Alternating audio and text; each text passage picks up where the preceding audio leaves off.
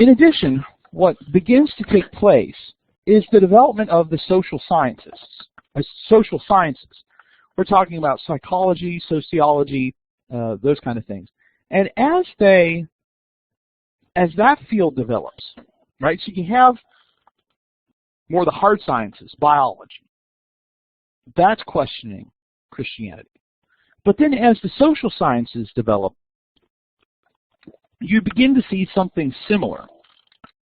And as social scientists, as social philosophers begin to examine religion, they come to some conclusions about the origins of religion being in things other than any sort of objective religious truth. So, for example, you have a social thinker named Ludwig Feuerbach, who argues that God is simply the projection of human ideals. So, the kind of things we value as human beings, love, let's say,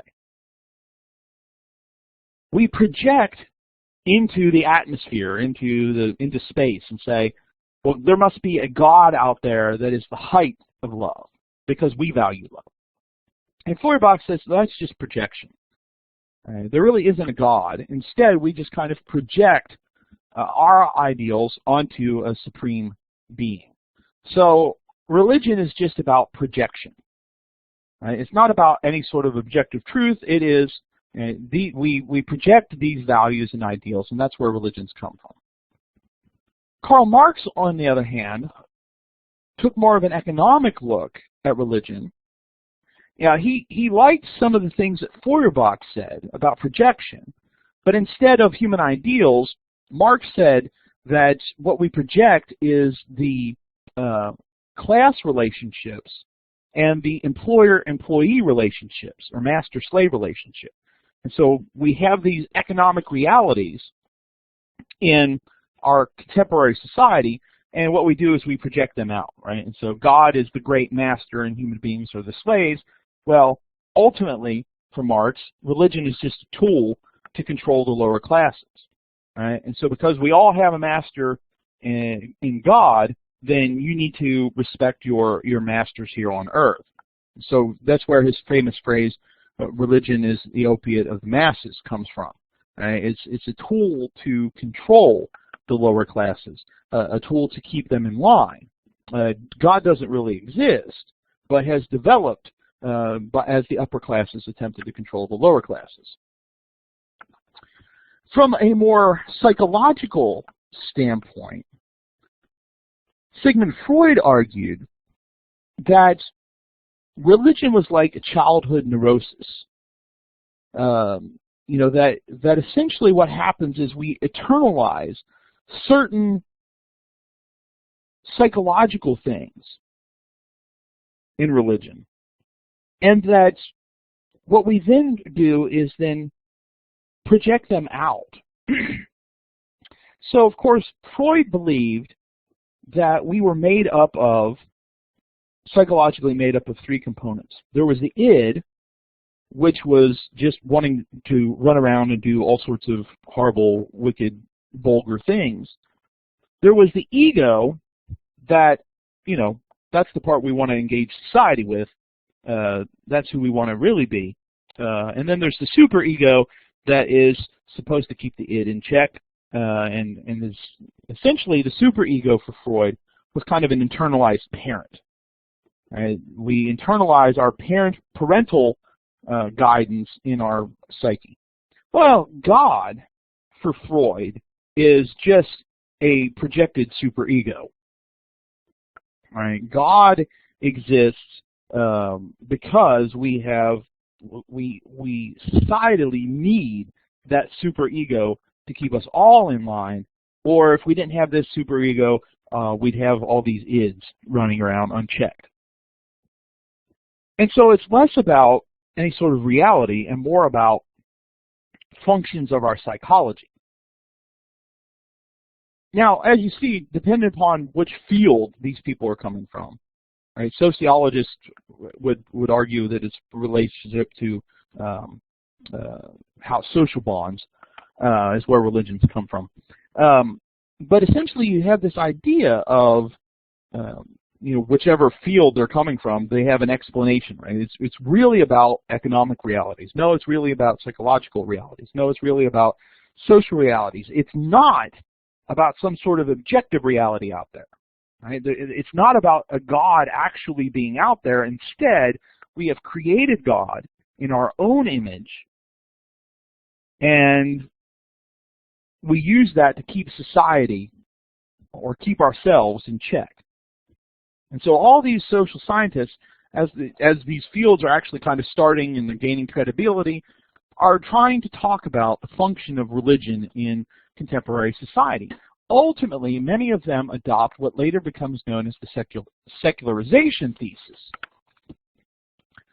The secularization thesis argued that or postulated that as societies become more modern, religion will be needed less and less, and it will eventually disappear.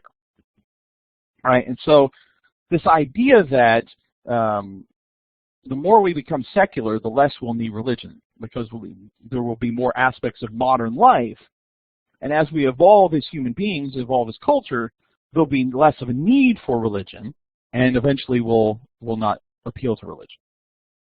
Now, in many respects, in Europe, that has been the case. Right? The secularization thesis probably helps us understand a lot about development in Europe.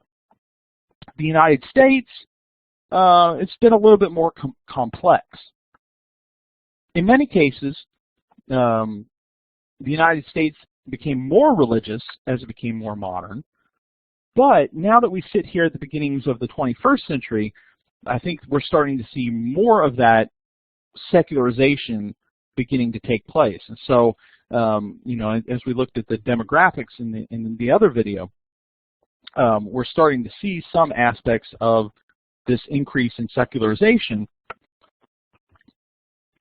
so much so that I would even argue that there are a lot of people that would identify as religious that are more culturally religious, that are probably, really more secular than perhaps they would like to admit, or perhaps even religious officials would like to admit. And so, on the one hand, you have, in the 20th century, these social sciences showing us some things about religion. You additionally have this continuing drive to privatize religion in Western Europe and in the United States, that religion is something that is a private matter, and that it should not have an influence, it should not make a significant influence on the public square. And, we can see that in the United States in a variety of court cases that limited the presence of religious instruction, limited the presence of religious activity in public schools, for example. The encouragement to not use religious reasons in talking about social issues and a variety of things. So religion becomes more and more a private matter. Now, as I mentioned, in this development, these developments in the 19th and early 20th century, not everybody was on board with this. As liberals accepted higher criticism, Darwinism, others responded by holding to traditional views. Many of these people became known as fundamentalists. And essentially the goal of fundamentalists was try to pull back from modernism, modernism's dangerous theologies, I should say. There were certain things that fundamentalists didn't have a problem with respect to modern culture, like modern technologies, could be useful.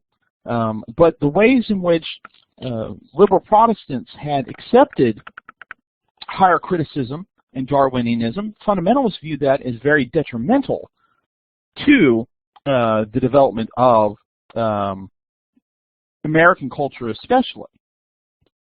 And in doing so, they they appealed to the Bible to be understood literally and inerrantly, that the Bible didn't have any errors in it in matters of fact, in matters of religion, right? So both the Bible was a reliable book to investigate about truth, right? So there's this reaction against the liberal Protestants who are trying to use science to judge the text.